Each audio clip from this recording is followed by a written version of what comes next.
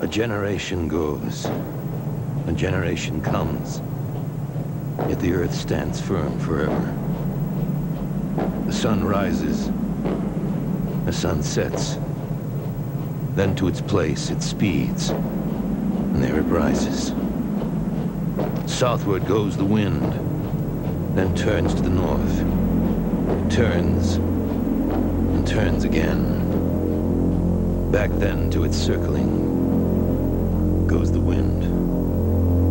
Into the sea, all the rivers go, and yet the sea is never filled, and still to their goal, the rivers go.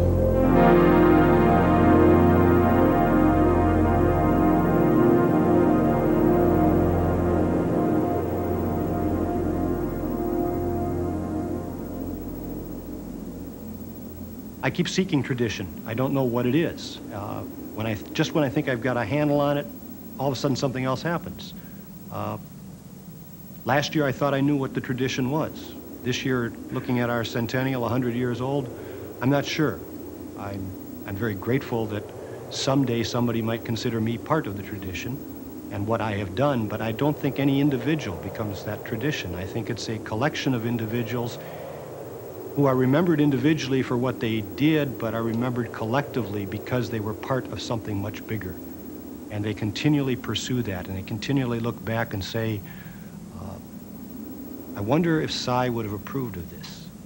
Or I wonder if Jack would have been proud of me because I'm doing this. Or I wonder if this is the way St. Thomas wants a man to behave.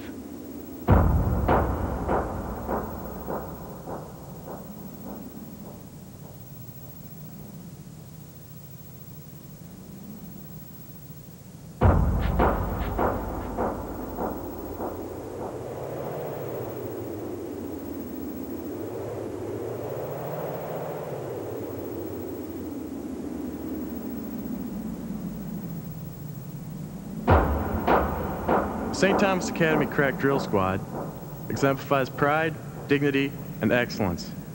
During the course of the past century, it has come to represent this strongly felt sense of tradition. Squad, forward, up!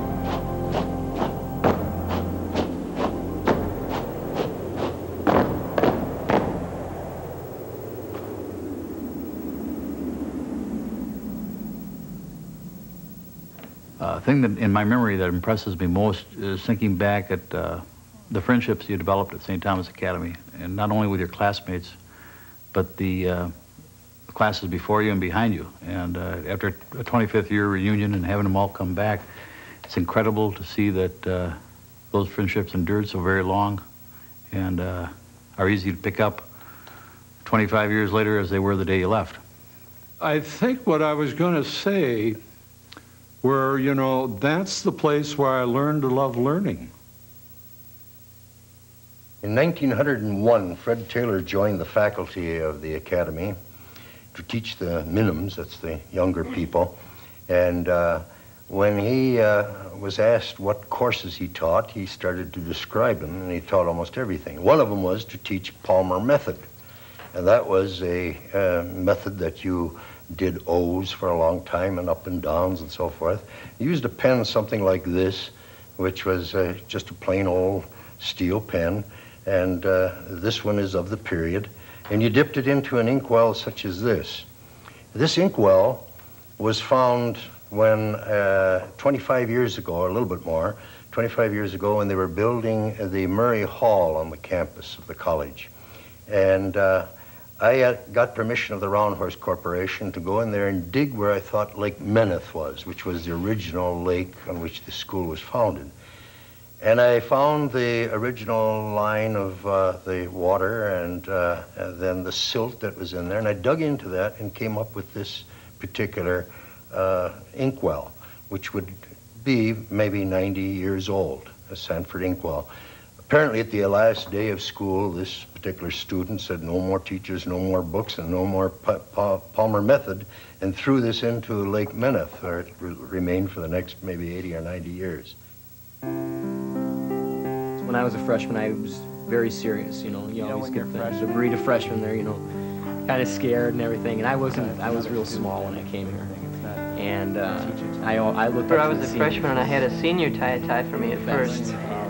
I'm sure there are some freshmen there that see us seniors as, you know, the best as well. He's the different guy, you know. I was so terrified. No, I keep my uniform in shape, so it became habit. And then the inspections were nothing. Get up here. First time I had inspection, I locked my knees and almost fainted. I think there's times when a teacher will ask you to come in and talk to them, and they'll really make sure that you understand what is being taught. That's where my glasses for the first day. Really controlling the whole world. I think that was probably the longest day I've ever had. And now in 4 short years they're left. All the seniors were about 8 feet tall. And if you need tutoring, you'll always get it. At least the Germans are. The more you go here, the more it makes you want to be here.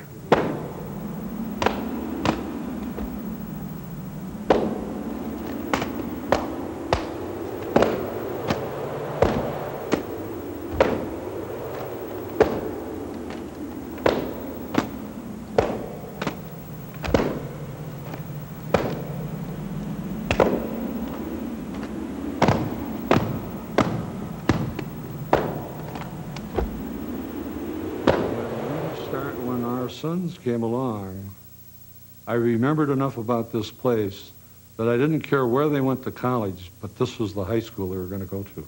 It's class, it's pride. It's walking around with the feeling that you have the wind at your back. And that's where I'll probably be thankful for the rest of my entire life.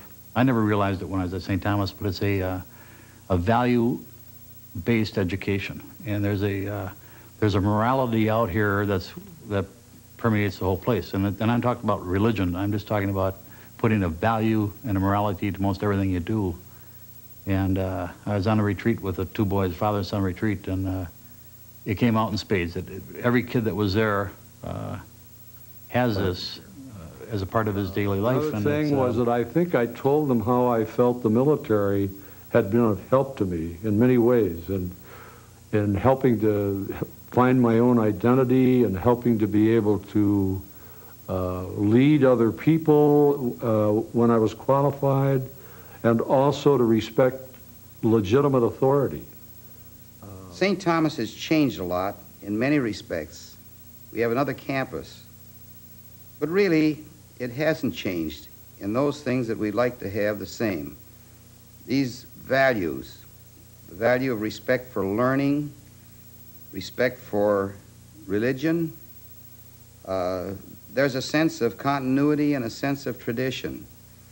And I know that in my brother who came here after I did, and in my son Richard, who is also an alum, I see many of the same things, and they've had the opportunity to experience these as students.